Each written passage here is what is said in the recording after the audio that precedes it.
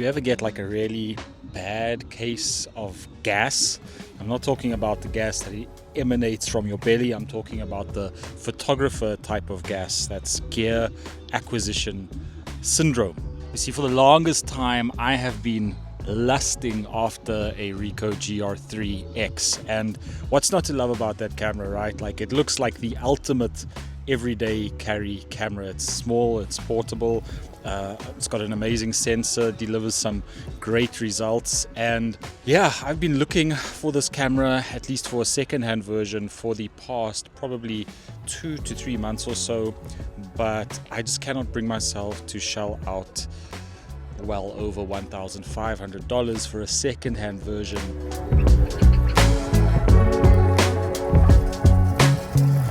Greetings YouTube, my name is Stuart, and on my channel I talk about my journey using the Fujifilm ecosystem, sharing the gear and the settings that I use, all while showing you how I spend my downtime in Seoul. So take this ride with me as I share with you my thoughts on wanting a Ricoh GR3X, why I've essentially given up on finding one, and the substitute that I've got that works just perfectly fine.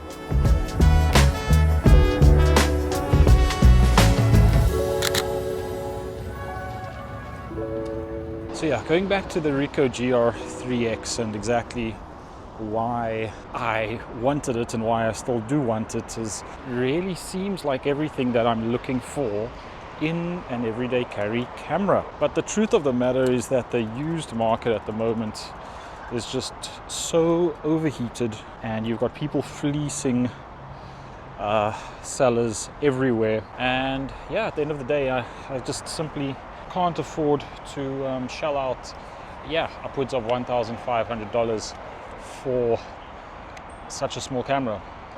That said, I have gone down the YouTube rabbit hole. I've watched a whole lot of videos, and I've seen the results, and they really are just amazing.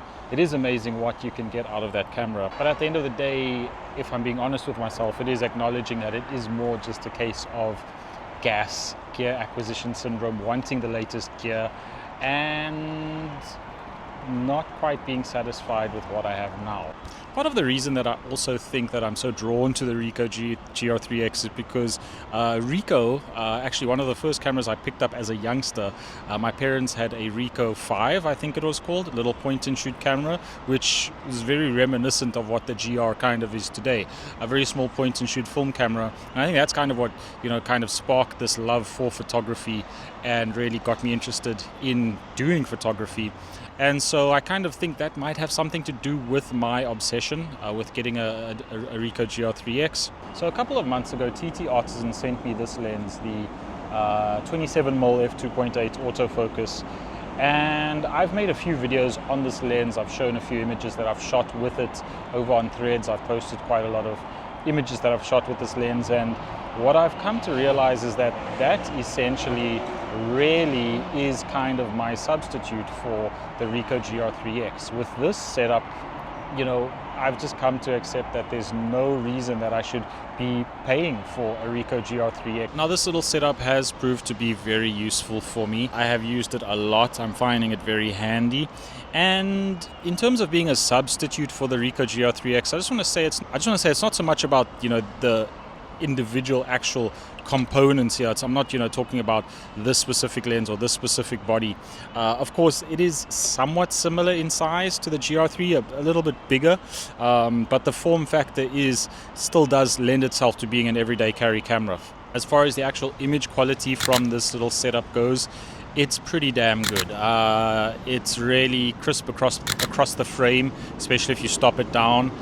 There is a bit of vignetting wide open at f2.8, but I would say, from what I've seen with the images that people have shot with the GR3X, is that it is pretty much on par in terms of image quality. I think one of the other kind of draws of the GR3X and the GR3 line in general is that because it is so inconspicuous, it makes it relatively easy to carry around. People are not intimidated by it, and this is kind of, I would say, falls in the same category. It's, even though it is a little bit more kind of, I guess, flashy in a way, but still not as big as other street photography cameras. There are of course some advantages that the Fuji has over the Ricoh, namely the I would say the film simulations. I tend to use Astia on this camera a lot, and I also use Valvia, and I'm not quite sure that Ricoh has film simulations that emulate those kind of looks. They of course have other simulations which do look really good, but for my use cases and for what I predominantly use this camera for, in terms of the recipes and the film simulations, I have looked online and I've kind of looked at the recipes that are out there, and there's nothing that really delivers the deep kind of greens and blues that I like in both Valvia and Astia on the Ricoh GR3 and GR3X.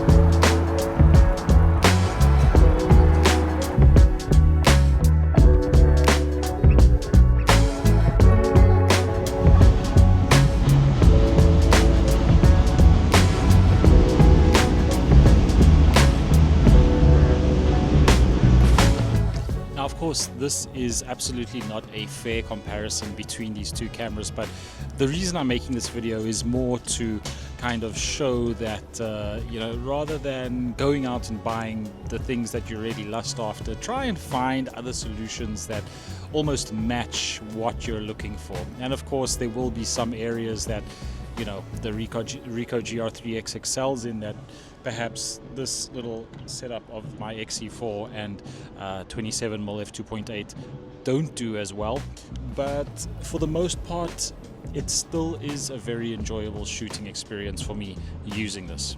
So if you guys enjoyed this video, please feel free to hit like and subscribe as I share the gear and the settings that I use in the Fujifilm ecosystem, all while showing you how I spend my downtime here in South Korea. Thank you very much for watching, and I'll see you in the next one.